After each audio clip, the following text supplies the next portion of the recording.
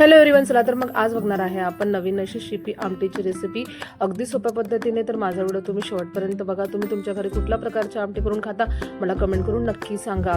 काही डाळी काही मसाले मिळून मस्तपैकी खमंग अशी आपण आमटीची रेसिपी बघणार आहे.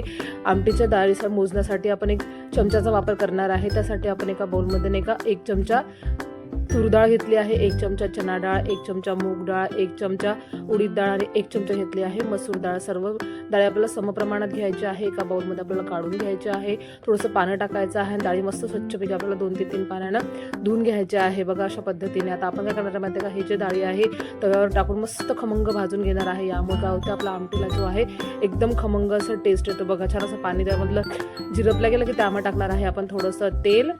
तुम्ही मीठही टाकू शकता या स्टेजला. मस्तपैकी डाळी अशा खमंग भाजून घ्यायचं आहे.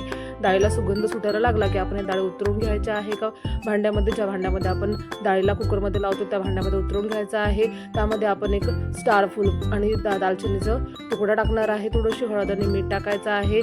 आवश्यक तेवढं डाळ शिजण्यासाठी पाणी तेवढं टाकायचं आहे. आणि मस्तपैकी कुकरला आपल्याला हे डाळी जे आहे लावून द्यायचं आहे. 3 ते 4 शिट्ट्या होईपर्यंत छान शिजवून द्यायचं आहे.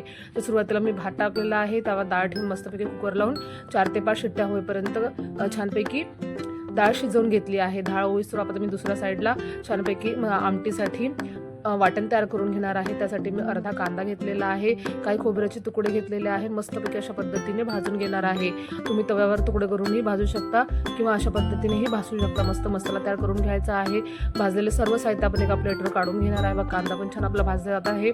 आता कांद्यानंतर मी यावर 1 टोमॅटो आणि 3 ते 4 अशा हिरव्या मिरच्या घेणार आहे आणि त्या पण छान असं खमंग भाजून घेणार आहे. बघा अशा पद्धतीने छान व्यवस्थित टोमॅटो वगैरे भाजला गेला की मी त्याचे साल काढून घेणार आहे.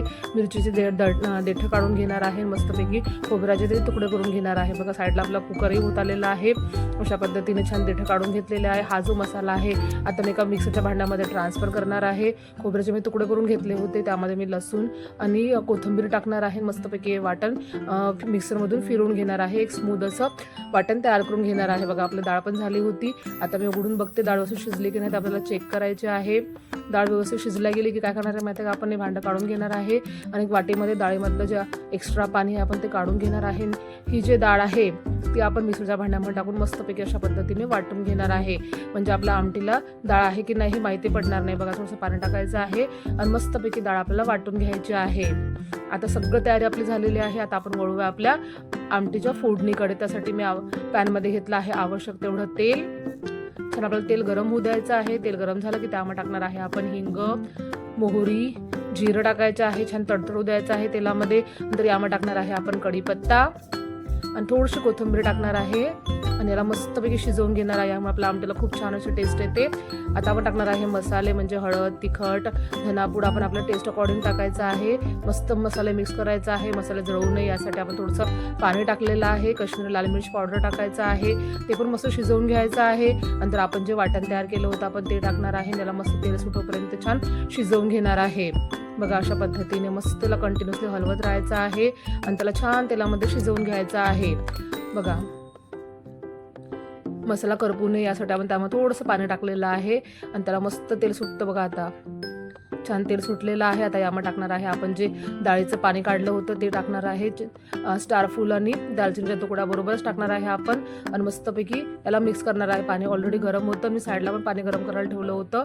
मग आता यामध्ये टाकणार आहे आपण आणखी आवश्यक तेवढं गरम पाणी टाकायचं आहे आपल्याला आमटीला. बघा कलर किती छान असा आलेला आहे. एक नंबर असं सुगंध आणि टेस्ट आली आहे. बघा आता करणार आहे माहिती आहे का, यामध्ये आपण चवीनुसार मीठ टाकणार आहे. बघा त्याला मस्त आता उकळी काढणार आहे. उकळी यायला लागली की त्यामध्ये करणार आहे आपण जे डाळी वाटून घेतल्या होत्या आपण ते टाकणार आहे. आता त्याला मस्तपैकी मिक्स करायचं आहे आपल्या आमटीमध्ये. बघा छान असं मिक्स करायचं आहे. थोडंसं घट्ट होतं डाळीचं तर ते ऑटोमॅटिकच मिक्स होतं. आपण त्याला थोडंसं हाताने मिक्स करून घ्यायचं आहे, म्हणजे चमच्या साहाय्याने छान असं मिक्स करून घ्यायचं आहे. बघा तर आपली आमटी मस्त तयार झाली. आता याला छानपैकी आपल्याला उकळी आणायची आहे.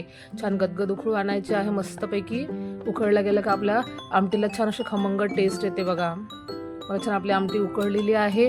गरमागरम आमटी आपल्याला सर्व करायची आहे. बघा मी भाताबरोबर आणि चपातीबरोबर सर्व केली आहे. चपातीबरोबर काला करून खाल्ला तर खूप मस्त येते. शेवटी टाकायचं आहे आपल्याला गरम मसाला थोडंसं टाकायचं आहे. गरम मसाला हे मी घरी केलेला आहे. याचा व्हिडिओ मी ऑलरेडी पोस्ट केला आहे. आता मी आमटी झाकून ठेवली आहे, गॅस बंद केला आहे. गरमागरम आमटी मी सर्व केली आहे. तुम्हाला माझी आजची रेसिपी नक्कीच आवडली असेल तर माझ्या व्हिडिओला लाईक करा, शेअर करा, नवीन असेल तर माझ्या चॅनलला सबस्क्राईब करा. भेटून एक व्हिडिओमध्ये. बाय.